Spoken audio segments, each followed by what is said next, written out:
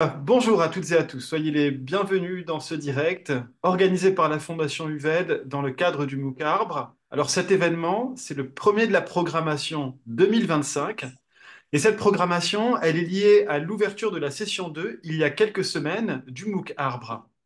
Alors bien sûr, il y aura d'autres événements de ce type tout au long de l'année 2025, jusqu'à décembre 2025, mais j'attire votre attention sur le fait que de nombreux directs, 17 pour être précis, ont déjà été organisés à l'occasion de la première session du MOOC qui a été jouée en 2023, et que tous les replays, je vous invite vraiment à les visionner, peuvent être consultés soit dans la partie du MOOC, actuellement ouvert dans la partie intitulée Direct, soit sur notre chaîne YouTube UVED.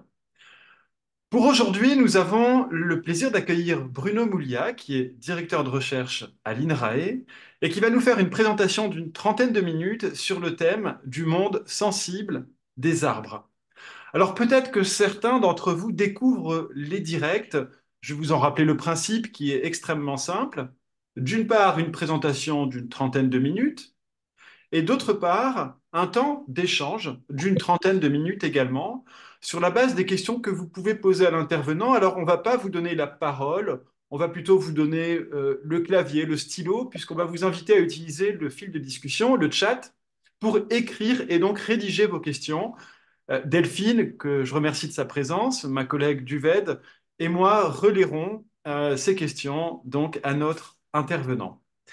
Mais entrons maintenant dans le vif du sujet. Bruno, bonjour. Bonjour. Alors, merci d'avoir accepté de participer à ce premier direct de 2025. Avant de vous laisser la parole, je vais rapidement vous présenter. Alors, je l'ai dit, vous êtes directeur de recherche INRAE au sein du laboratoire PIAF à Clermont-Ferrand.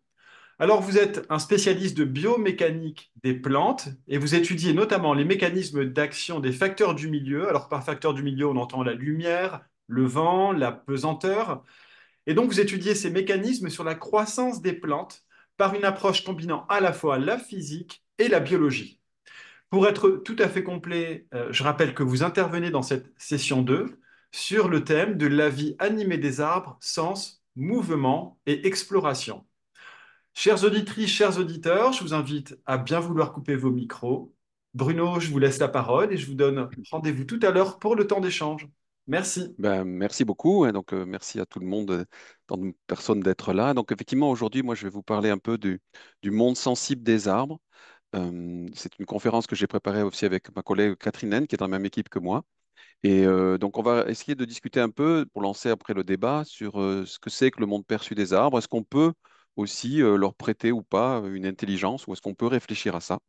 Et donc, c'est ce petit voyage que je vous propose. Alors, quand j'ai commencé à travailler là-dessus, il y a en fait une trentaine d'années, je me suis aperçu que je rencontrais de forts a priori, en fait. Et ces a priori, ils sont, dans notre culture, au moins vieux comme Aristote. Alors, Aristote, vous savez, c'est un philosophe grec, à peu près autant d'Alexandre le Grand, là. Et lui, ce qui l'intéressait, c'était de comprendre comment on passait des êtres inanimés, des êtres inertes, aux êtres vivants. Et donc, il définissait ce qu'il appelait l'âme, ce qui donnait l'animation, en fait, hein. C'était pas l'âme au sens judéo-chrétien du terme. Il en définissait trois, en fait, qui étaient un peu comme des poupées russes, qui étaient les unes sur les autres. La plus basse, la moindre, c'était l'âme qu'il appelait nutritive ou végétative. Et donc, en fait, ça permet d'avoir les fonctions de maintien de la vie et puis de reproduction aussi. Et puis, au-dessus de ça, il y avait une deuxième couche. Et donc, oui, excusez-moi, la partie nutritive végétative, il la voyait vraiment très clairement chez les plantes. Et puis au-dessus, il y a une deuxième couche qu'il appelait sensitive, maintenant on dirait plutôt sensorimotrice, c'est-à-dire à la fois la capacité de percevoir et de se bouger activement en réponse aux perceptions. Et là, ça, il le prêtait aux animaux. Et puis le dernier niveau, c'était l'intellect, l'intellection. Et donc l'âme intellective, c'était la capacité, le mouvement de la pensée, en lien souvent avec les perceptions d'ailleurs et les actions qu'on peut faire, les expériences. Et Aristote, il le réduisait à l'humain. Bon, maintenant, on peut réfléchir sur jusqu'où ça peut se généraliser. Alors ça est passé dans la culture, hein. Par exemple, il y a Averroès ou Saint Thomas d'Aquin au Moyen Âge. Donc, vous voyez, dans la culture à la fois occidentale et musulmane d'ailleurs.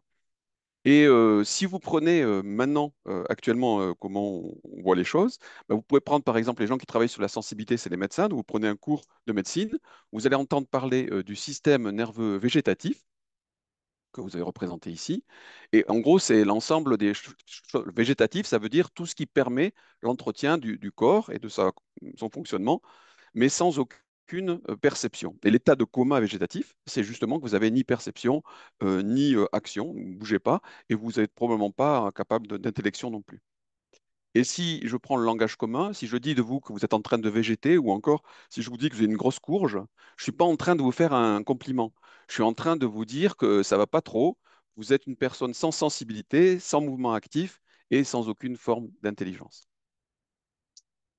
Donc, la recherche récente, elle a permis plus exactement de re-questionner cet a priori. Donc, il faut savoir que c'est quand même un obstacle qu'on a à franchir pour essayer de faire ça. Et par ailleurs, quand on saute un obstacle, il ne faut pas non plus aller trop loin et se perdre dans le reste. Et donc, on va essayer de cheminer scientifiquement autour de ces questions-là. Alors, avant de faire ça avec vous, je voudrais quand même prendre un tout petit peu de recul et vous rappeler que nous et les plantes, dont les arbres aussi, on a divergé dans l'évolution il y a extrêmement longtemps. Il y a l'ancêtre commun, c'était en fait un unicellulaire, et donc depuis, on est parti dans des voies très différentes. Il ne faut pas l'oublier. Et d'autre part, les formes de vie qu'on a explorées sont aussi radicalement différentes. Alors, vous connaissez probablement toutes et tous Francis Allais. On lui doit d'avoir insisté. Francis l'a beaucoup insisté sur cette question, en particulier dans ce très beau livre qui s'appelle Les jauges de la plante. Et donc, il différenciait les animaux, enfin certains animaux, en fait, ceux qui sont proches de nous, qui ont une vie mobile, donc ils sont dessinés, il est dessiné ici, là, vous voyez. Donc, il est un petit volume, il se développe pendant un temps très court, en fait. Les surfaces d'échange, elles sont à l'intérieur, c'est les poumons, les intestins, etc. Et il est plutôt un disperseur d'énergie libre. Il a déjà, voilà, il récupère l'énergie et puis il la disperse. Et puis les plantes, à l'inverse, c'est le contraire, c'est l'inversion de ça. C'est-à-dire toutes les surfaces d'échange sont à l'extérieur, elles sont très grandes, le développement est indéfini, c'est-à-dire on ne sait pas quand c'est que ça va s'arrêter. Et d'autre part, eh bien, ça capte l'énergie, par exemple solaire, et ça fournit en fait l'énergie ensuite à toute la chaîne alimentaire. Donc Francis, lui, il n'avait jamais travaillé sur la sensibilité. Et donc maintenant, je vous propose de passer à la question de la sensibilité. Et donc, essayez de voir un peu, on va commencer à comparer entre animaux classiques, on va dire, proches de nous, et puis les plantes, et ensuite on va cheminer. Donc, si je prends les animaux comme nous, donc Homo, ben, la perception qu'on a de l'environnement, du monde, elle est liée en fait à des organes. Des organes qu'on a très bien identifiés, hein. Vous les avez ici, je les ai listés. On peut commencer par les perceptions chimiques, donc les sens chimiques, donc l'odorat, perception des substances chimiques dans la gazeuse, le goût, donc avec le nez, pardon, l'odorat, le goût avec la perception des substances chimiques dissoutes avec la bouche, donc. Ensuite, vous avez un sens plus physique qui est la vision, c'est les ondes électromagnétiques qu'on va percevoir, celles qui sont réfléchies par notre environnement. Donc chez l'homme, c'est assez élaboré, on a une vision à la fois en couleur et en 3D. Et puis deux sens mécaniques qui sont l'audition, là on perçoit des ondes sonores, c'est comme ça que vous m'entendez, et puis le toucher, qui est un sens de la déformation mécanique de la peau. Donc ça, c'est les sens classiques. En fait, si vous voulez les lister tous, il faut en lister plus. Moi, je vous ai mis 8 là. Donc en fait, il y en a dans des organes qui sont internes et qu'on voit moins. Donc on a dans chaque oreille interne, vous devez savoir probablement, des petits appareils d'un organe, deux organes, donc, qui permettent de percevoir les accélérations, dont celle de la pesanteur. Et donc on peut connaître la verticalité avec ça. Il y a un dernier sens qui est un sens de la proprioception, c'est-à-dire le sens de la configuration du corps. C'est-à-dire comme ça, je sais comment est configuré mon corps dans l'espace. Alors ces deux sens-là, souvent, ils sont regroupés dans un seul sens qu'on appelle le sens de l'équilibre et le sens du mouvement. Alors il y a un mot savant qui s'appelle kinesthésie pour ça. Donc là, je suis presque au bout. Il y en a un dernier qu'il ne faut pas oublier, c'est tout ce qui est sensibilité thermique et en particulier lié aussi à la douleur et qui se fait aussi dans la peau et en particulier très sensiblement chez les mains. Donc voilà ce qu'on a, nous, comme, comme organes des sens. Et vous voyez, ce sont des organes spécialisés. La plupart, ils sont juste simples, par exemple la bouche ou double, les yeux. Et c'est là où sont localisés l'essentiel des récepteurs. Et ça envoie des stimuli vers un système central qui traite et combine les informations et éventuellement déclenche des réactions, par exemple des mouvements. Et d'ailleurs, c'est tellement prégnant ça que quand on imagine, par exemple, des êtres imaginaires extraordinaires, vous voyez qu'on les dote toujours d'organes de perception très très visibles, même s'ils sont un peu déformés, vous reconnaissez tout de suite les yeux, la bouche, etc. Et quand vous vous retrouvez face à un arbre, eh ben, c'est pas évident. Avec cette clé de lecture-là, vous n'allez pas très loin. Les organes sensoriels, vous n'en voyez pas. Un système nerveux central, ben, il n'y en a pas. Et donc, on est un peu démuni par rapport à cette chose-là. Alors, une autre particularité des animaux, c'est non seulement d'être sensoriel, mais aussi d'être moteur, d'avoir une motricité. C'est ce que disait Aristote aussi.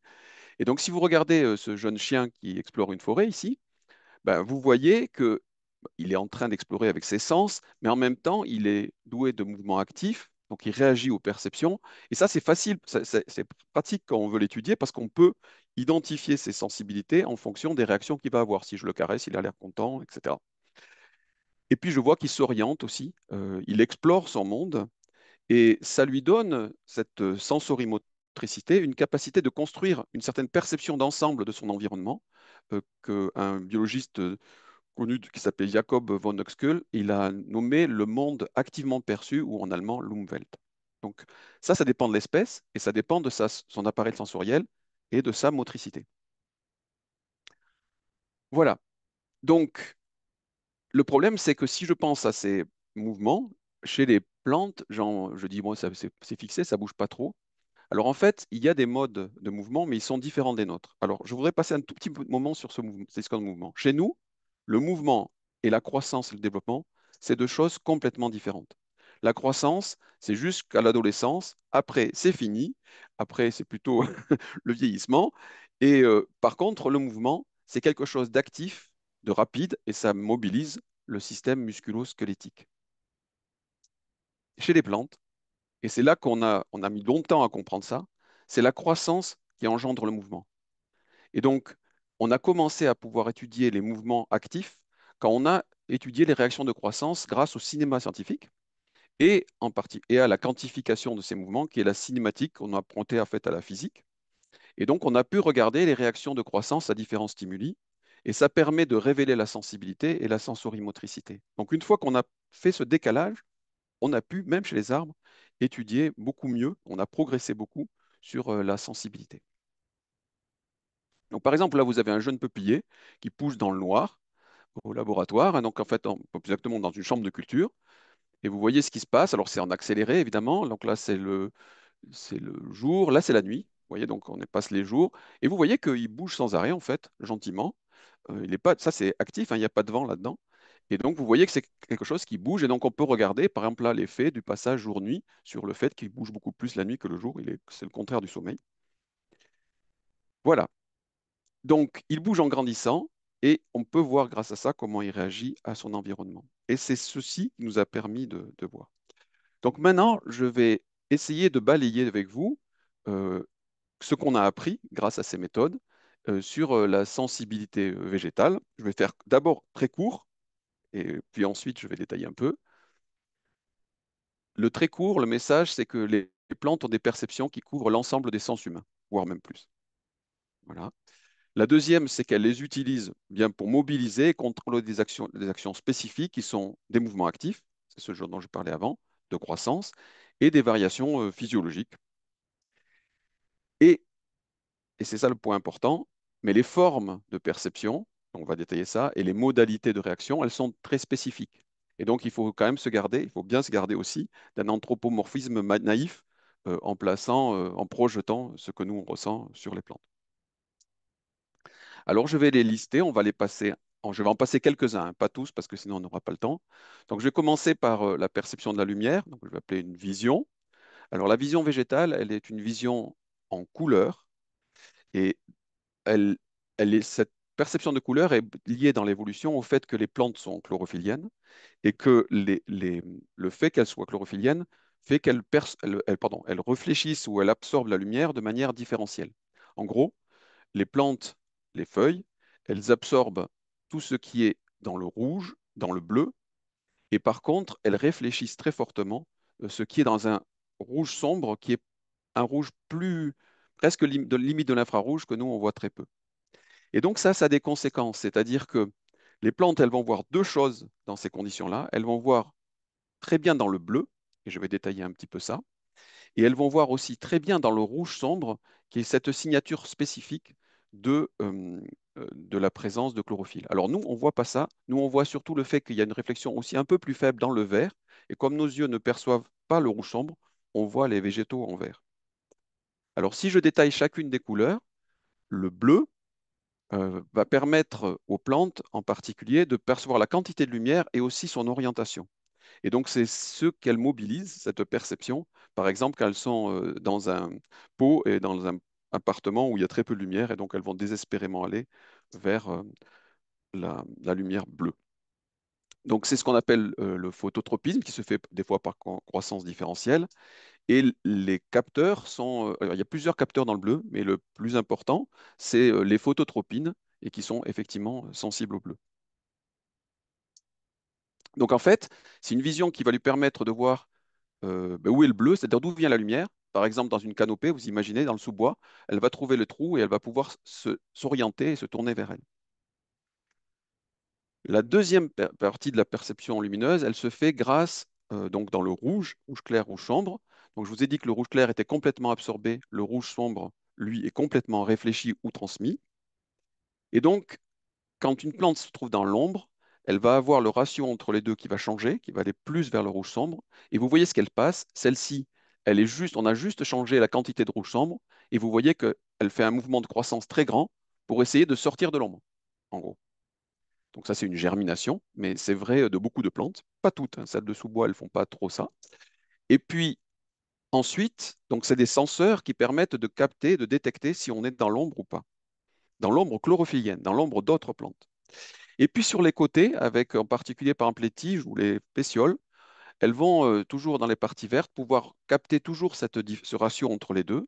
Et là, elles vont se rendre compte, elles vont percevoir si à côté d'elles, il y a ou pas quelque chose qui est aussi une plante chlorophyllienne.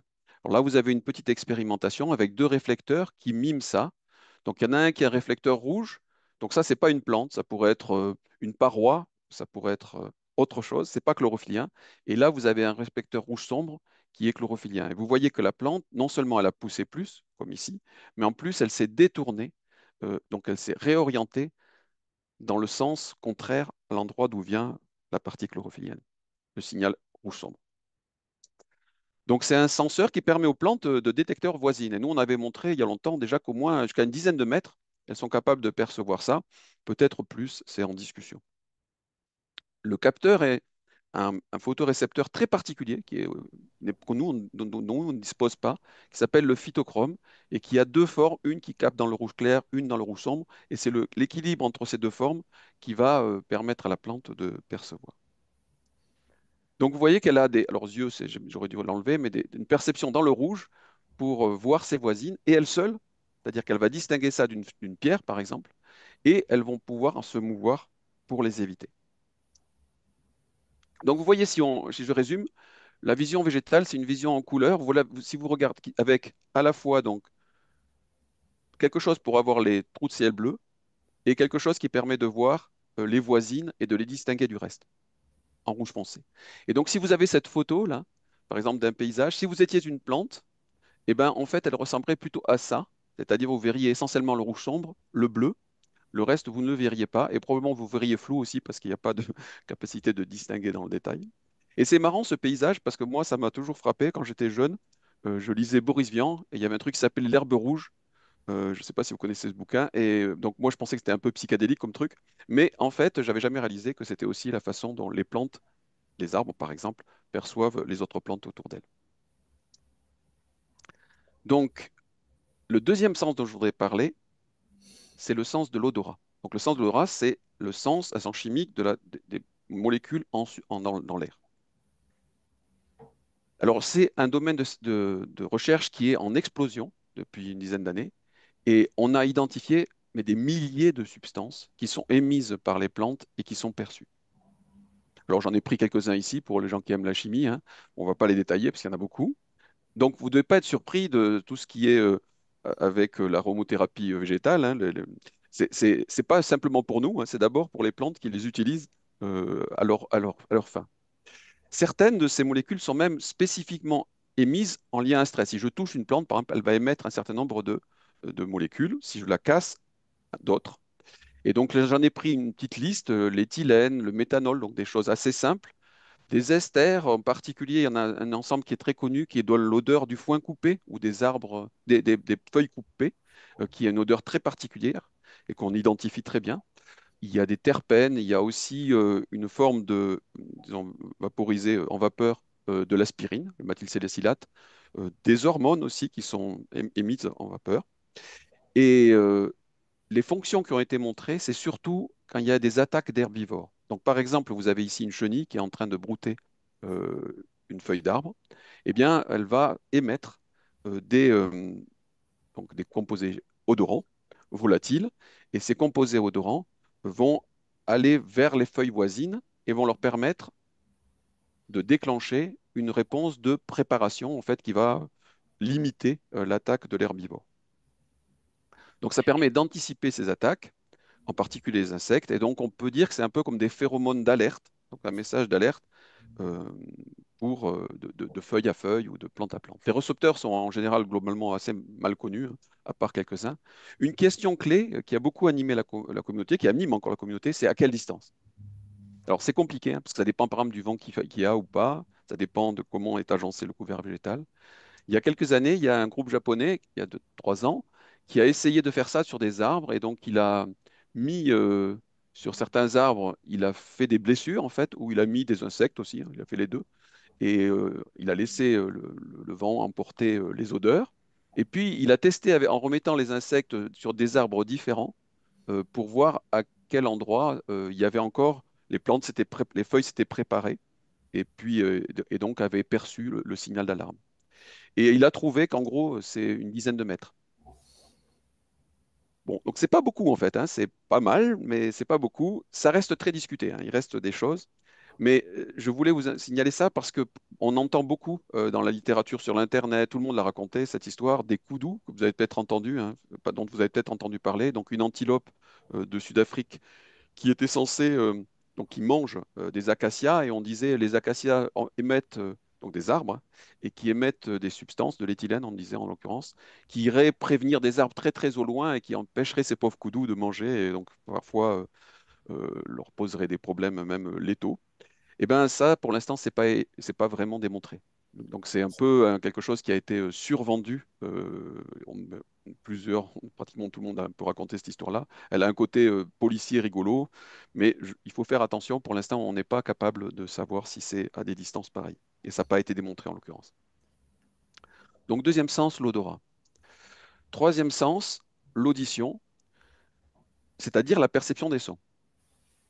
Et donc là, je ne vais pas détailler beaucoup, je vais vous renvoyer vers...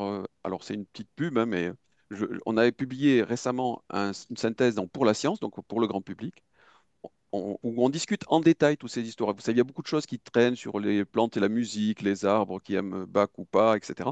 Donc on a essayé de faire un peu le tri là-dedans.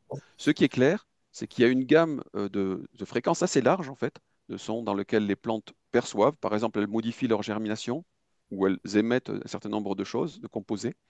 Et elles sont capables de percevoir à la fois des sons aériens et des sons aussi, des vibrations dans le support. Voilà. Et ça leur sert donc, par exemple, pour la germination, ça sert aussi, semble-t-il, pour les racines, pour entendre des endroits où il y a de l'eau qui coule, mais on ne connaît pas bien les fonctions encore. Et donc, à la différence de l'odorat, c'est quand même assez mal connu. Enfin, l'avant-dernier sens dont je vais vous parler, c'est le toucher. Alors, le toucher, c'est ma spécialité. Et bon, vous avez probablement toutes et tous déjà vu ces choses-là, c'est-à-dire des plantes un peu particulières, comme les plantes carnivores, la dionée. Donc, vous avez ici une petite mouche qui se pose sur sa feuille. Il y a des poils, il y a 3 poils au centre. La mouche se balade. Si elle touche 3 fois les poils, normalement, ça arrive.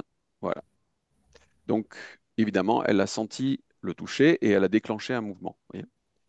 L'autre plante très connue, c'est la sensitive Mimosa pudica. Vous avez une feuille ici, vous la touchez et vous voyez que elle replie ses folioles et elle se fait beaucoup moins attractive en fait pour les herbivores. Donc c'est une sensorimotricité, hein, donc on voit bien qu'il y a le toucher et un mouvement. C'est une sensorimotricité un peu réflexe, c'est-à-dire que c'est pas très subtil en fait, hein, c'est à chaque fois qu'on fait la même chose, elle répond. C'est toujours le même mouvement. Euh, et c'est des plantes un peu particulières en fait, c'est-à-dire moi je les appelle un peu des plantes de foire, au sens où vous les trouvez dans les jardineries, vous les trouvez un peu partout, hein, c'est des plantes respectables par ailleurs, mais qu'on montre toujours, on se dit, bon, c'est un peu des exceptions. Vous voyez. Alors en fait, non. Le toucher, c'est un sens commun chez les plantes. Vous avez ici deux arbres, dont un a été tutoré, celui-ci, celui-là non, et on a laissé bouger au vent. Et vous voyez la différence très forte de croissance dans ces situations-là. Vous voyez que on appelle ça, alors c'est en un mot savant qui s'appelle thigmomorphogénèse, donc la réponse à au toucher en fait. Et vous voyez que la croissance en longueur a été très fortement inhibée, la croissance en diamètre des tiges a été très fortement accrue, et l'ancrage racinaire aussi, hein, le développement racinaire de manière très zone. Et donc, en fait, ces plantes, elles, toutes les plantes font ça, mais comme vous ne voyez pas qu'elle est en train de croître, eh ben, vous ne voyez pas non plus qu'elle a réagi dès qu'il y a une sollicitation. Alors, on a beaucoup étudié ça, hein. Vous avez plusieurs exemples ici. Ici en serre, hein, avec des plantes qui ont été fléchies et d'autres non, des jeunes merisiers. Ici, sur une couvert de luzerne, on a simplement empêché une partie du couvert de bouger au vent, voyez, ou le réduit son amplitude avec un grillage. Vous voyez l'effet, c'est énorme. Et ici, par exemple, sur des rosiers, de la même manière, ici, ceux-ci ont été sollicités, d'autres pas. On l'a fait aussi sur d'autres arbres. Et donc, il y a vraiment ce sens de la perception. Elle est, en termes de mécanismes, elle utilise des mécanismes qui sont les mêmes quasiment que les nôtres, hein. C'est hérité dans tout le vivant, il y a une perception mécanique. Et ce sont des petits canaux, en fait, qui se trouvent dans les cellules. Et quand on tend la cellule, le canal s'ouvre et ça fait rentrer des ions, enfin ça fait rentrer plus d'ions.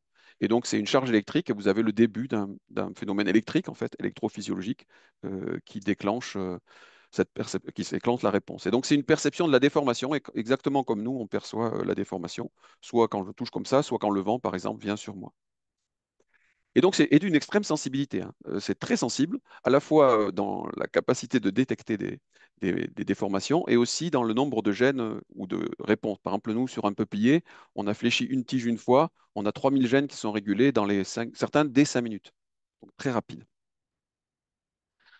Donc voilà, ce que je voulais vous montrer là, c'est que par rapport aux animaux, la sensibilité végétale, c'est une perception distribuée. C'est-à-dire, il n'y a pas des organes particuliers qui sont là pour faire la perception du sens. La plante, ce qu'elle perçoit, c'est une sorte de projection de son environnement, enfin de ce qu'elle peut percevoir de son environnement, sur son corps propre. Donc, j'ai illustré, par exemple, elle va sentir comment le vent la déforme globalement. Elle va sentir comment la lumière ou la réflexion de la plante voisine, comment cette réflexion se projette sur son corps. Et c'est ça qu'elle va sentir, en fait. Et ça lui permet immédiatement, sans un traitement très élaboré, d'en prendre la mesure. Est-ce que je suis plus grande ou plus petite? Et aussi de s'orienter. Ah tiens, ça vient de ce côté, je vais de l'autre. Alors, les petits commentaires que je fais là sont anthropomorphiques, hein, c'est juste pour essayer de vous aider à comprendre, mais c'est ce que ça permet. Et la motricité, c'est-à-dire ce qui permet certaines réponses, elle est aussi distribuée. Donc, il y a des lents mouvements, un peu partout, dans toutes les parties de la plante aussi, même les parties qui sont boisées sont capables de bouger. Je ne vais pas le détailler ici, j'en ai parlé un peu dans mon cours, dans le MOOC, et donc si ça vous intéresse, vous pouvez revenir là-dessus. Justement, on peut faire une étape de plus pour le lien entre euh, les perceptions et le mouvement. Et c'est une petite expérience qui a été, alors c'est pas sur un arbre, mais c'est sur une arabette, donc une petite plante. Et vous allez voir qu'elle intègre plusieurs signaux et un mouvement.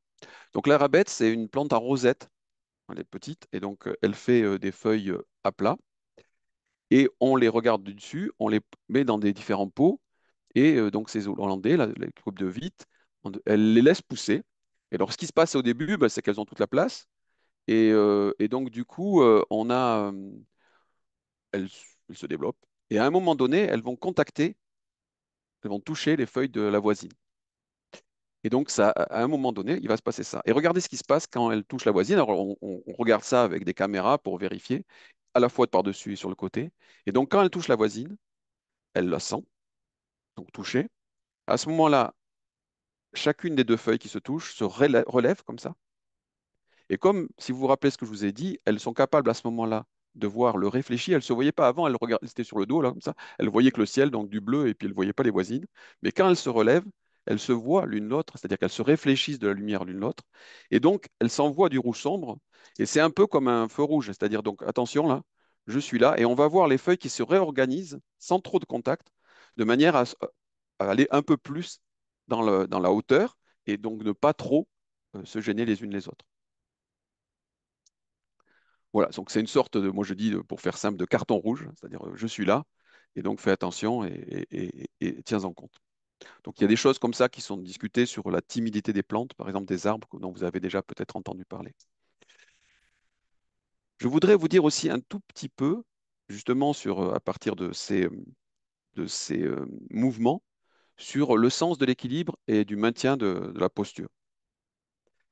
Alors, je vais aller vite parce que là aussi, j'en ai parlé dans mon cours. Alors, je ne sais pas pourquoi j'ai un trait qui est bizarre, ce trait que j'ai là. Je ne sais pas si vous le voyez, vous. Il y a un trait jaune là qui est par moment. Je ne sais pas d'où ça vient. Oui, désolé Bruno, je pense que c'était un participant qui a dû faire une mauvaise manip, mais Ah, désolé d'accord. pour... Bon, mais c'est pour, surtout pour vous, hein, voilà. Donc là, vous avez des exemples de mouvements de plantes qui ont été inclinées. Donc là, une petite plante et là, des arbres. Donc, vous voyez qu'ils ont repris leur forme. Et nous, ce qu'on a pu montrer, excusez-moi, c'est que dans ce contrôle de la forme, il y a effectivement des perceptions de la verticalité, de l'orientation par rapport à la verticale et par rapport à la lumière, mais il y a aussi un autre sens, et c'est ce que je détaille dans mon MOOC, qui est la proprioception, c'est-à-dire le sens de la forme propre du corps, et en particulier de la rectitude. Donc les plantes sont capables de percevoir leur rectitude des deux côtés. Alors, je ne sais pas pourquoi elle a disparu avec ce trait-là, et donc, du coup, elles sentent ça et elles sont capables de le contrôler activement par des mouvements. Donc, si vous intéresse, allez voir mon cours dans le MOOC. Mais vous voyez donc qu'on a bien là une sensibilité et une motricité qui sont associées. Alors, c'est intéressant de voir ça parce que, et ça va être ma transition, quand on a découvert ça il y a une dizaine d'années, euh, ça a perturbé les gens. Et en fait, tout ce que je viens de vous raconter, ça chamboule les catégories que je vous avais définies au départ, c'est-à-dire avec l'idée qu'il y en avait qui avaient que la vie végétative, d'autres qui étaient sensibles. Je n'ai pas parlé de l'intellect pour l'instant, mais vous voyez que ça chamboule tout ça. Et donc, si je prends l'exemple de la proprioception, quand on a publié ça, nos organismes ont communiqué. Donc, on a publié ça dans un grand journal et les organismes ont communiqué. Ils ont dit les végétaux ont le sens de la rectitude. Ils savent s'ils sont au droit ou courbés. Vous avez le Figaro qui reprend ça et qui dit pourquoi les plantes poussent-elles droit? Bon, très bien. La croix, c'est à peu près pareil. Les végétaux ont le sens de leur forme et de leur posture. Encore descriptif.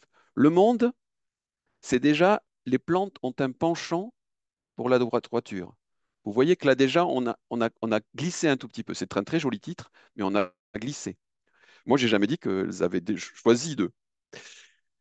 Vous prenez Science et Avenir, alors c'est les plantes ont conscience de filer droit. Il n'y a pas de nécessité de conscience dans la proprioception. Par exemple, là, je me suis tenu droit devant vous. C'est grâce à ma proprioception. J'en suis pas conscient la plupart du temps. Et science et vie, ils y vont au max. Elles sont intelligentes. Et donc, vous voyez qu'il y a un glissement sémantique. Et ça, c'est parce qu'on est perdu. C'est parce que avant, on avait des catégories simples. On savait où étaient les limites. Et là, on ne sait plus. Et donc, ça dérive. Bon, après, il y a des temps dans ce scoop. Et le maximum, c'est celui que j'aime beaucoup aussi, c'est le Charlie Hebdo. Donc, il titre carrément La conscience de choix, c'est la tulipe. Donc, j'ai jamais travaillé sur la tulipe et jamais sur la conscience. J'ai travaillé de proprioception. Et il y a un dessin de Ries qui reprend à la fois Pascal et Descartes et qui dit, un roseau, qui dit je penche, donc je suis. Bon, c'est joli, mais vous voyez un petit peu euh, comment on a dérivé vers d'autres choses que ce que je vous avais dit juste avant, c'est-à-dire vers d'autres choses que la sensibilité. Et donc, on arrive en particulier vers la conscience et l'intelligence, et je voudrais donc finir cet exposé en vous parlant un tout petit peu de ces questions-là et de comment on peut l'aborder scientifiquement ou comment le débat peut se mettre sur cette capacité à partir de la perception du monde d'en avoir une intelligence. Donc, il faut des définitions. Intelligence, ça veut dire inter, entre, mettre, entre, et ligere qui veut dire choisir, comparer. Donc, on est capable de faire des liens entre des choses. Si vous prenez le dictionnaire, vous allez avoir une définition qui est que c'est l'ensemble des fonctions mentales qui ont pour objet la connaissance conceptuelle et rationnelle, l'aptitude d'un être humain à s'adapter à une situation, à choisir des actions en fonction des circonstances, et la capacité de choisir une chose par la pensée.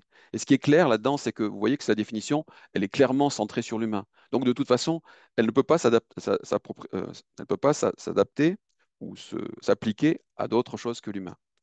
Et pourtant, il y a tout un tas de débats actuels très actifs sur, par exemple, l'intelligence du chien, du cheval, du dauphin ou des céphalopodes. Et donc, on sent bien qu'on a besoin d'une autre définition pour pouvoir se poser la question. Et là, il faut se rappeler que les expériences sont très différentes entre les plantes. Enfin, le monde perçu, il est très différent et les modes de réaction sont très différents entre les plantes et nous. Donc, Piaget, qui était un psychologue, c'est connu, il avait proposé une autre définition qui était une forme spécifique de l'adaptation du vivant à son milieu. Et, et ce point-là est important, qui mobilise une capacité à percevoir et à traiter l'information pour faire face à des problèmes. Et donc, vous voyez que les problèmes qu'il y aurait à résoudre dépendent de la pression de sélection que les plantes ont eue. Et donc, si vous n'avez pas les mêmes modes de vie, vous n'aurez pas les mêmes problèmes et donc pas les mêmes formes d'intelligence. Il y a une philosophe qui s'appelle Vinciane Després, que vous connaissez peut-être, qui avait travaillé non pas sur les plantes, mais sur les rats, qui a regardé un peu tout ce qui a fait sur l'intelligence des rats. Et elle disait, ben, tant qu'on posait aux rats des problèmes d'hommes, ben, on les trouvait crétins. Et le jour où on leur a posé des problèmes de rats, on s'est aperçu qu'ils étaient capables de faire des choses étonnantes pour résoudre les problèmes de rats. Donc, si on veut se poser la question de capacité de traitement d'information et de comportement avec de la mise en liaison de différentes choses, eh bien, il faut poser aux plantes des problèmes qui les concernent, qui sont importants pour leur vie. Donc, dans l'intelligence, il faut distinguer tout ce qui est cognition. Donc, est-ce que les plantes perçoivent le monde et est-ce qu'elles agissent? Donc, c'est toutes les questions que j'ai déjà un peu détaillées de capacité de sensorimotricité. J'ai même évoqué un petit peu une sorte de comportement. Il y a la question de la communication. Est-ce qu'elles élaborent et traitent des représentations? Est-ce qu'elles ont une mémoire? Est-ce qu'elles sont capables de faire des calculs? Vous voyez, vous pouvez décomposer. Si vous décomposez pas, vous pouvez rien dire d'intelligence sur le fait de savoir si les plantes sont intelligentes, parce que c'est trop global. Et donc, on peut voir un certain nombre de choses. Est-ce qu'elles ont un sens de soi? Est-ce qu'elles ont conscience d'elles-mêmes? Est-ce qu'elles peuvent réfléchir? Vous voyez, vous pouvez monter petit à petit comme ça les éléments. On peut prendre d'ailleurs ce qu'on fait aussi en intelligence artificielle et les appliquer. C'est ce qu'on a fait, nous, on a travaillé avec des gens de l'intelligence artificielle. Et puis, il y a toute la question plus émotionnelle. Par exemple, est-ce qu'il y a des douleurs chez les végétaux? Et est-ce qu'on peut définir de l'empathie, voire plus? Et là, je le signale parce qu'il y a sur Internet, vous trouvez alors des tonnes de choses. Il y a un truc en particulier qui fait Feurès, qui s'appelle le cas Baxter, qui est de là. Donc, je veux bien en discuter avec vous, hein. Pour moi, c'est de la pseudoscience. Et je veux bien en discuter avec vous pour, si ça vous intéresse. Moi, je vais prendre deux exemples. La mémoire et puis le traitement dans le calcul. Donc, est-ce que les plantes ont la mémoire? Alors, je vais prendre le cas d'un signal mécanique. Vous avez ici une expérience au laboratoire, vous avez un jeune peuplier, on va le fléchir de manière contrôlée et on va le fléchir plusieurs fois. Et vous voyez que on regarde un gène qui s'exprime, qui est mécanosensible. Ici, c'est le témoin, on ne l'a pas fléchi. Quasiment pas de gène, d'expression du gène. On le fléchit une fois, le gène s'exprime 300 fois plus. Si vous attendez un jour et vous le réfléchissez, on n'a plus qu'une trentaine de fois plus, 10 fois moins. Donc la plante s'est désensibilisée, vous voyez?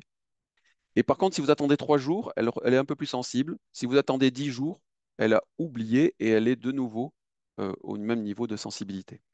Donc vous voyez qu'il y a une forme de mémoire ou d'ajustement de la sensibilité, on appelle ça l'accommodation ou l'habituation, s'habituer à. Il y a eu toute une... Il y a des gens qui ont essayé de voir si ça permettait, cette mémoire, d'associer deux événements et ensuite de prendre l'un pour l'autre. Et c'est ce qu'on appelle l'association, donc, qui permet l'apprentissage. Par exemple, le chien de Pavlov, vous savez, j'entends une sonnette et je sais qu'on va m'amener à manger. Là, il y a eu une expérience qui le suggère, mais c'est tout. Elle n'a jamais été répétée. Et donc, à mon avis, elle n'est pas encore suffisamment mûre pour qu'on puisse en dire quelque chose. On ne peut pas l'exclure non plus. Donc, les plantes ont de la mémoire, elles ont des mémoires, elles en usent différemment de nous. Elles ajustent leur sensibilité, c'est ce que j'ai vu. Elles stockent aussi des informations qui leur permettent de réagir plus vite. Et elles jouent sur leur réactivité, c'est-à-dire qu'elles anticipent ainsi des futurs événements. Et la dernière question, c'est les calculs.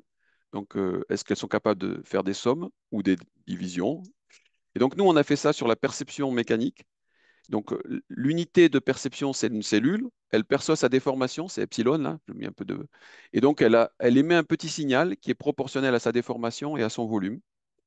Et quand on regarde l'ensemble de la plante, on voit que les signaux se somment et qu'elle est donc capable de voir, de sommer toutes les perceptions qu'elle a eues. Et donc, c'est une intégrale, hein, donc, spécifiquement. Et donc, elle a fait des sommes à cette échelle-là. J'ai des collègues israéliens qui ont montré aussi qu'elle était capable de faire des différences. C'est-à-dire, par exemple, quand la plante bouge, elle va sentir la lumière d'un côté, la lumière de l'autre. Elle est capable de faire des différences entre des positions et donc se mémoriser pour faire la différence. Plus, on n'a pas démontré. Donc, on ne sait rien sur la multiplication. Donc, vous voyez, c'est des petites capacités, hein, la mémoire et l'addition, la soustraction, mais c'est ce qu'on a avec une petite calculatrice, hein. Donc, est-ce que c'est de l'intelligence ou pas? Ben, je vais ouvrir le débat. Et donc, on en est là. Et donc, je vous propose de m'arrêter là. C'était juste pour vous donner des éléments et de réflexion, et puis on va débattre ensemble. Mais avant, je vous propose un petit sondage à partir de ce que je vous ai dit. Et donc, je vais vous proposer, donc vous allez avoir quelque chose qui va s'afficher sur votre écran, je suppose. Est-ce que vous le voyez? Oui. Et vous allez pouvoir dire, répondre. Donc, vous avez trois possibilités. Oui, je ne sais pas ou non. Et donc, à votre avis, sur la base de ce que je vous ai dit et des connaissances scientifiques que vous avez par ailleurs, voilà, est-ce que, première question, ah, pourquoi ça ne marche pas là? Ah, ça m'a arrêté. Bon, question, les plantes sont sensibles et elles ont leur perception du monde. Donc, est-ce que vous pouvez dire ça ou pas? Et donc, vous pouvez dire oui, non, je ne sais pas. Donc, allez-y. Alors, vous répondez dans le sondage. Alors C'est là, bon. Bruno, j'ai lancé le sondage. Du coup, les gens répondent aux quatre questions. Ah, C'est-à-dire d'accord. qu'en gros, euh, Allez-y. Donc, ils peuvent répondre en fait avec des choix multiples aux quatre d'accord. questions qui leur sont posées. Les plantes ressentent la douleur. Les plantes ont probablement une forme d'intelligence. Les plantes sont vraiment intelligentes. En plus de les plantes sont sensibles et elles ont leur perception du monde. Donc Voilà. là, les gens répondent. D'accord. Donc, allez-y.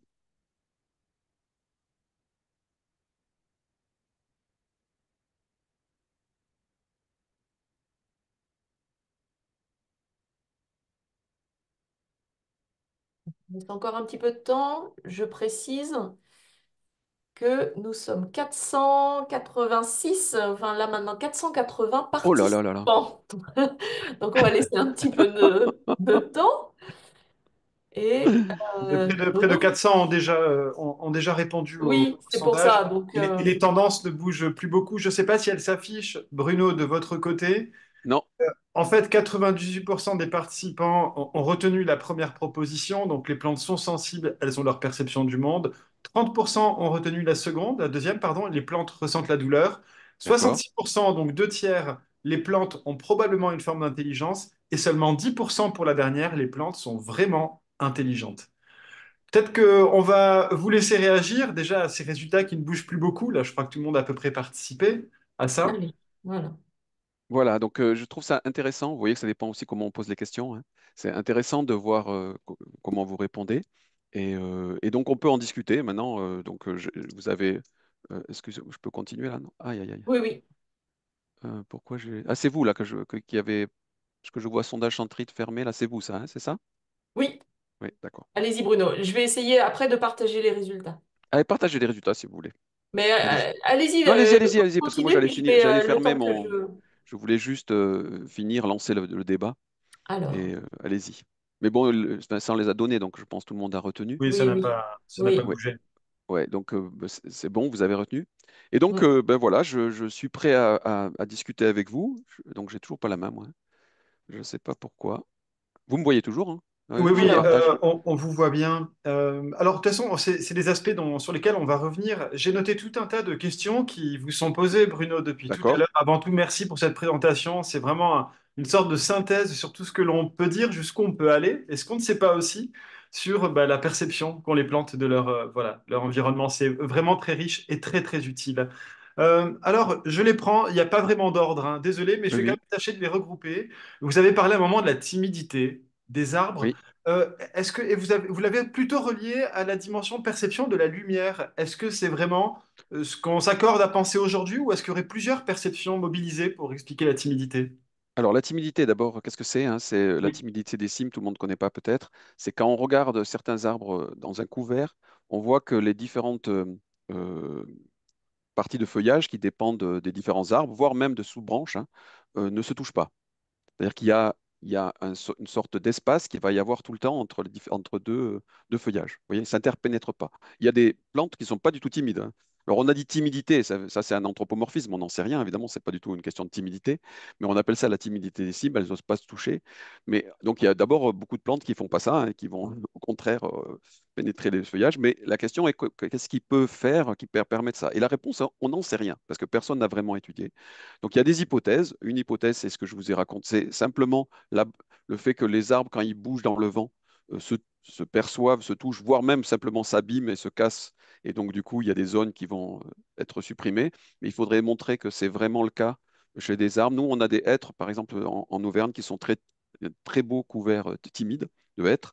Et pour autant, on n'a pas l'impression qu'ils ne sont pas plus cassants que d'autres vers de hêtre qui ne sont pas timides. Voilà. Donc, il y a aussi effectivement la possibilité donc, de se voir et de réagir beaucoup et donc d'éviter de se interpénétrer. Il y a la possibilité des émissions chimiques. Donc, en fait, la réalité, c'est qu'on n'en sait rien. C'est pas très facile à étudier et c'est encore moins facile de trouver des sous pour l'étudier. Donc, pour l'instant, on n'en sait rien. C'est dommage, hein, parce que c'est un phénomène magnifique. J'ai pas mis de photos, mais vraiment, c'est très beau. Un deuxième ensemble de questions, et il y en a eu plusieurs sur le sujet. Il a été question de perception des substances chimiques, hein, l'odorat. Oui. Est-ce que vous pourriez revenir sur ce qu'est la notion de stress pour une plante? Et puis, question qui en découle, quand on taille un arbre, même simplement l'élaguer, dans quelle mesure ça peut déclencher une forme de stress chez lui? Alors, la question du stress, elle est intéressante parce que stress, c'est un sens, en fait, ça a beaucoup de connotations, stress. Euh, et donc, on l'utilise en science sans faire trop attention à ça, d'ailleurs, parce que donc, par stress, on entend quelque chose qui est généralement un effet négatif sur la plante. C'est ça qu'on retient de l'idée, de l'analogie avec le stress. Donc, il y a beaucoup de choses qui sont des effets sur les plantes, mais qui ne sont pas des stress. Par exemple, je vous ai montré l'effet du vent. Si le vent qui juste fait bouger les feuillages sans casser rien du tout, c'est pas un stress. Et pourtant, la plante le perçoit tout à fait. C'est vrai aussi, par exemple, quand elle voit une plante à côté qui est réfléchie, il n'y a pas du tout d'évidence de stress, elle continue à pousser gentiment, même voire plus vite, et pour autant, elle l'a perçu. Donc, vous voyez que on a tendance à relier les deux, mais on peut avoir beaucoup de perceptions qui ne sont pas liées à des stress. Il y en a certaines qui sont liées à des stress. Par exemple, quand une chenille broute une feuille, il y a à la fois perception, il y a la perception de toucher, j'ai oublié de dire aussi, il y a une perception de l'audition, ça a été très bien montré, c'est-à-dire le bruit de la chenille. Si vous repassez ce bruit à d'autres feuilles, alors eh bien, elles vont réagir en percevant le bruit et en l'identifiant à il y a une chenille pas loin. Voilà. Et donc, du coup, là, on a effectivement une perception qui est liée à un stress. Donc voilà, ça, c'était la question sur le stress. On avait une deuxième, je ne me rappelle plus, Oui, Vincent. sur la taille des arbres. Ah oui, Euh, alors la taille des arbres, c'est compliqué, hein. C'est un sujet en soi. Donc, il est clair que quand vous taillez les arbres, ils le perçoivent. Déjà, quand vous prenez les feuilles et que les branches, que vous les bougez, ils vont le percevoir, hein. Et ensuite, quand vous les taillez encore plus, il y a une perception de l'endommagement qui va déclencher la cicatrisation, hein. Et de tout un tas de réactions à l'intérieur de l'arbre aussi pour éviter qu'il y ait des pathogènes qui rentrent. Donc oui, la taille, c'est une grosse perturbation. C'est une perturbation raisonnée, on espère, avec un objectif d'aider l'arbre en général. Pas toujours, hein. Souvent, on lui pose des problèmes. Voilà. Par exemple, sur l'aspect mécanique, quand vous taillez un arbre, l'arbre, il perçoit, je vous dis, le vent. Il va donc s'adapter à la situation, ce qu'on appelle ça acclimater. Et quand vous le taillez, ben, vous défaites ça. Donc, vous lui posez un problème. Il va falloir qu'il change, il va falloir qu'il réagisse. Donc, c'est pas toujours, vous l'aidez pas toujours, hein. Voilà. Mais la taille, c'est un sujet en soi, hein. Ça demanderait euh, un webinaire spécial. Ce sera peut-être le prochain, mais là, on a encore un petit peu de temps, donc on va essayer de balayer encore les différentes perceptions. Il a été question du toucher, il y a eu l'exemple du mimosa.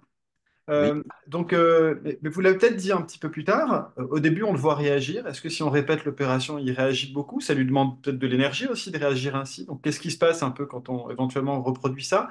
Et il y a eu une remarque sur la mémoire par rapport à la pluie avec une mention de Francis, des travaux de Francis Allais sur l'impact, finalement, la perception de la pluie que pouvaient avoir les arbres. d'accord. Qu'est-ce que vous pouvez dire, Bruno, sur à ce sujet-là? Alors, d'abord, sur le mimosa, oui, effectivement, ce qui se passe, si vous... d'abord, effectivement, son mouvement lui consomme un petit peu d'énergie. C'est-à-dire que pour faire ça, comme c'est un mouvement actif, donc il consomme un peu d'énergie. Et ce que les gens qui ont travaillé là-dessus ont montré, c'est que si vous répétez le fait de le toucher, il va finir par répondre de moins en moins. Et donc on peut se poser la question de est-ce que c'est parce qu'il est fatigué? Vous voyez, il n'a plus d'énergie. Et Mhm. la réponse est non. C'est-à-dire que, enfin, ça peut arriver, hein, vous pouvez arriver à les fatiguer si vous arrêtez pas il faut quand même les laisser un peu tranquilles, ces pauvres bestioles là. Mais par contre, ils ont montré que c'était plutôt qu'il s'était habitué. C'est-à-dire que vous avez fait toujours la même chose et donc petit à petit, comme il n'y a pas d'endommagement associé, il ne répond plus. Parce que pour les arbres, pour les plantes, les arbres en particulier, par exemple, vous voyez le vent, c'est comme ça aussi, ça arrive de temps en temps, et puis il n'y a plus de vent, et de nouveau il y a du vent, etc. Donc il faut à la fois s'adapter à ça, mais il ne faut pas trop réagir non plus, sinon vous ne poussez plus, puisque Mhm. l'arbre il se fait plus tasser quand il y a du vent. Et donc du coup, il faut trouver le bon niveau. Et c'est cette habituation, là, le fait donc de s'adapter de changer sa sensibilité en fonction de ce qu'on a déjà vécu, qui est le mécanisme qui permet ça. Et on est en train de rechercher très activement sur ces questions-là. C'est très intéressant de comprendre comment. Alors pour la pluie maintenant, donc je ne crois pas que Francis, alors ce qui est compliqué dans les livres de Francis Allais, comme de toutes les personnes qui font de la vulgarisation, il y a une partie sur les travaux qu'il a fait, hein, sur l'architecture des plantes, très important, et puis il y a tout ce qui est aussi fait par d'autres et qui le retrace, on va dire. Et donc je ne pense pas qu'il ait travaillé jamais sur les effets de la pluie vraiment. Mais oui, il y a eu des travaux sur la pluie. Effectivement, les plantes perçoivent les impacts des gouttes. C'est encore une forme de toucher. Et alors, les Mimosa pudica aussi. Le problème est aussi de ne pas se fermer. Alors, c'est ça la question, je pense, qui est sous-jacente. C'est comment les Mimosa pudica, qui sont dans les zones tropicales, hein, ne passent pas leur temps à se fermer à chaque fois qu'il y a de la pluie. Et donc, on revient à ces questions de s'habituer à une situation. Donc, voir que la pluie arrive et que, en mémorisant ça, il n'y a plus la peine de réagir parce qu'il ne s'est rien passé d'autre. Chez le Mimosa pudica, je pense, à ma connaissance, ça n'a pas vraiment été démontré, mais on peut y mettre l'hypothèse que c'est comme ça qu'il répond pas. Mais en fait, pourtant j'en ai vu plein des Mimosa pudica, mais on a dans la nature, hein, il y en a plein dans le monde tropical, mais je me souviens pas de vraiment comment ils répondent quand il y a la pluie. Donc personnellement, je me souviens plus bien. Mais en tout cas, ça, il n'y a pas de publication sur ça. Passons à la proprioception. Bruno, Oui. une question qui est posée, les branches font-elles du bois de réaction comme le tronc le fait? On n'a pas toujours l'impression quand on regarde les arbres. Est-ce qu'il se passe des choses différentes selon les parties de l'arbre? Et j'en profite pour poser une question. Il n'a pas beaucoup été question de racines, à peine, on va dire. Mais qu'est-ce qui se passe du côté des racines? Alors, oui, donc c'est deux choses un peu différentes. Donc commençons par les bois de réaction. Donc j'en ai pas trop parlé des bois de réaction, je n'ai même pas parlé du tout. Parce que justement, j'en parle un petit peu dans mon partie MOOC, Oui. donc je vous conseille d'aller voir ça. Je fais le pub en même temps, un peu de teasing là. Et donc, bon, du coup, qu'est-ce que c'est que le bois de réaction? C'est un bois spécial. Donc, prenons par exemple les feuillus. C'est un bois spécial, on appelle le bois de tension. Et si moi, ça c'est le tronc, hein, et ben, vous savez qu'on rajoute des couches, enfin, l'arbre rajoute des couches successives. C'est les cernes, là, vous savez, de bois nouveau chaque année. Et donc, quand il fait un bois de tension, c'est un bois qui, quand il va se former, va se rétracter. Et si je rétracte d'un côté et pas de l'autre, vous voyez que j'ai un mouvement. Et donc, ça, c'est le bois de réaction. C'est un bois moteur, en fait. Et c'est pour ça que même les parties boisées, et ce que j'illustre dans le MOOC, là, bon, avec des films, hein, même les parties boisées des arbres sont capables de faire des mouvements, donc de s'orienter dans un sens ou dans l'autre. Ils passent leur temps, en fait, à faire des mouvements, sinon ils se casseraient la figure. Et donc, il faut imaginer, évidemment, c'est tellement lent que nous, on ne le voit pas, mais il faut imaginer qu'ils sont sans arrêt en train de faire ça. Et donc, et les branches, beaucoup.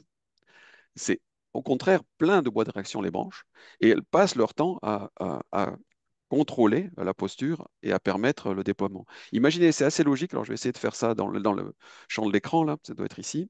Donc imaginez que moi, je suis l'arbre, là, puis ça, c'est une branche, puis je pousse, puis en plus, maintenant, j'ai des fruits qui arrivent, donc j'ai encore plus de masse, et vous voyez bien que si je continue à grandir et puis que j'ai des masses qui s'ajoutent, ben, je vais aller vers le bas. C'est la physique, hein. Et donc, si je veux ne serait-ce que rester horizontal, il faut que sans arrêt, que je compense ces chargements. Et vous voyez qu'il faut que je perçoive que je suis plus rectiligne ou pas, et il faut que je sois capable de le réguler activement par une motricité. Et donc les plantes, même dans le bois, et les arbres, les branches encore plus, mais tout autant que les troncs au moins, disons, elles passent leur temps en fait à faire des mouvements. Et il faut imaginer ça comme, moi je dis toujours, c'est un peu une danse. C'est une danse lente que nous, on ne perçoit pas, mais ils sont sans arrêt en train de faire des mouvements d'équilibration tout en se développant. Est-ce que les arbres ont conscience de leur forme? Les arbres ont des formes différentes? Est-ce qu'ils Alors, ont conscience de ça? alors, c'est toute la question de la conscience. C'était une des questions que j'avais Pardon, mise dans oui, c'est mon... vrai. Voilà. Mhm. Et donc, il faut faire attention à ce mot, conscience, parce que ça suppose qu'il y a déjà une représentation qui devient, donc sur laquelle on porte une attention. Alors, quelle Et donc, ça, perception ont-ils de leur propre forme? voilà. Pardon, sur Alors, la donc, je formule. pense, moi, qu'il n'y a pas de conscience chez les végétaux, mais je pense que ça n'a pas ça a pas vraiment été étudié. Mais à mon avis, voilà, je ne vois pas ça, parce que je pense qu'ils ne construisent pas vraiment de représentation. Je vous avais dit plutôt, ils projettent, ils sentent la projection sur leur corps. C'est pas la même chose. Mais donc j'enlève conscience. Et donc, est-ce qu'elles perçoivent leur forme? La réponse est oui, globalement. On a beaucoup travaillé dessus, on a publié des choses là-dessus.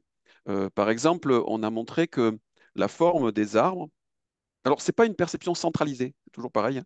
C'est-à-dire qu'il n'y a pas, l'arbre n'arrive pas à se dire, ah ça c'est ma forme. C'est une perception localisée, mais par contre, les branches côte à côte, elles vont se percevoir et par exemple, elles vont, dans beaucoup d'arbres, ne pas pousser beaucoup plus vite que les voisines qu'elles voient. Et puis quand elles poussent plus vite aussi, elles se mettent plus dans le vent et donc elles bougent plus, elles ralentissent. Et donc, si vous avez des branches côte à côte, elles vont, vous voyez, avancer un peu ensemble. Et ça a été montré, par exemple, en jouant sur en prenant certaines parties de l'arbre, qu'on déplace l'une par rapport à l'autre, et on voit dans ces cas-là qu'une tige va accélérer pour rattraper les autres et se ralentir ensuite quand elle est au même niveau. Donc la forme émerge comme ça, un peu comme les bancs de poissons. Vous voyez, les branches s'alignent s'ajustent. Et petit à petit, on va avoir comme ça, grâce à la perception, la formation du houppier. Donc ça, on a vraiment travaillé beaucoup là-dessus. Et, euh, et donc, ils ont ça. Et puis, elles ont cette perception de la courbure, mais je ne pense pas qu'il y ait une sorte de perception centralisée. C'est-à-dire que la forme, elle émerge de ces dynamiques-là, et on a pu montrer qu'on générait, avec ces interactions dont je vous ai parlé, là, qui sont sensibles, hein, perte de perception et de croissance, on peut générer les différentes formes des houppiers, donc des couronnes des arbres, et assez bien, hein, voilà. Et pour autant, il n'y a pas de perception centralisée et donc pas de conscience unique, vous voyez, même pas de conscience du tout, je pense. Mais ça, c'est ce que je pense. C'est pas, je ne l'ai jamais travaillé scientifiquement. Par contre, le fait que les formes soient contrôlées comme ça par la perception, ça oui. Bruno, c'est bientôt la fin, le temps passe très vite. Est-ce que vous pourriez, pour terminer simplement, nous donner peut-être un ou deux axes de recherche sur lesquels vous travaillez dur actuellement? Oui, alors du coup, actuellement, je travaille sur deux choses.